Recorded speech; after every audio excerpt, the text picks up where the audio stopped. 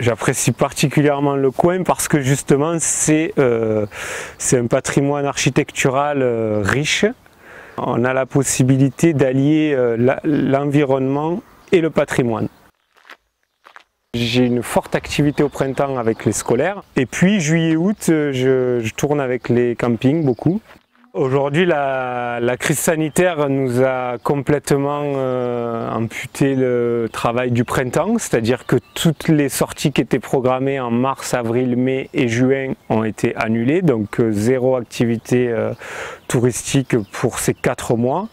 Ça nous a vraiment mis en difficulté parce que les scolaires n'étaient plus en activité. Or depuis 2 ans, le printemps est plus important que l'été. Espérons que les personnes qui avaient réservé au printemps reviennent à l'automne parce que c'est ce qu'ils ont annoncé. Ils ont dit on fera les sorties scolaires au mois de septembre, octobre et sinon ils le feront au printemps 2021.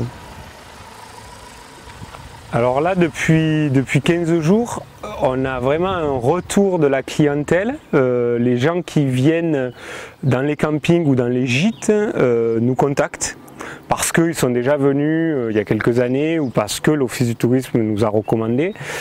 Et donc là, je vois l'été chargé parce que déjà on a des demandes de sortie et des demandes de réservation. Comme je suis seul et que je prends que des groupes de 10 à 15 personnes, puisque c'est l'accord que j'ai avec le Parc National des Cévennes, puisque je suis marqué sur 3 de mes sorties en esprit Parc National des Cévennes.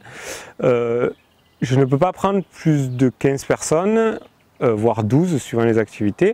Donc je crois que ça c'est recherché par les gens, puisque comme il y avait une petite crainte de sortie avec beaucoup de monde, on se rabat vers les petits, entre guillemets, comme nous. J'ai espoir pour l'été que ça va bien repartir.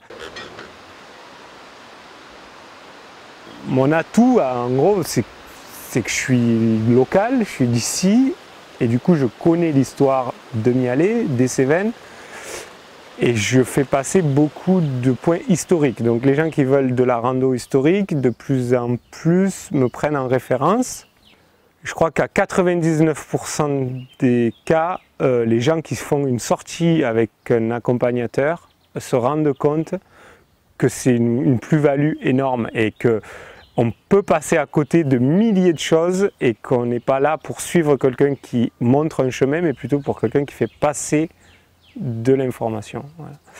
Ici à Mialet, l'avantage qu'on a aussi, c'est qu'on est sur 3 types de roches différents.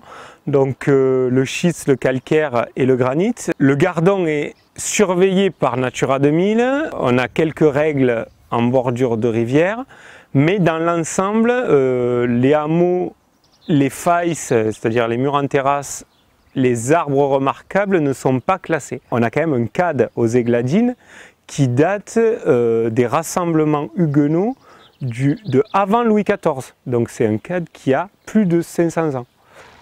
Une proposition avait été faite de classer Mialet il y a quelques années. Ça n'a pas été fait. J'espère qu'à l'avenir ce sera classé parce qu'on a besoin d'être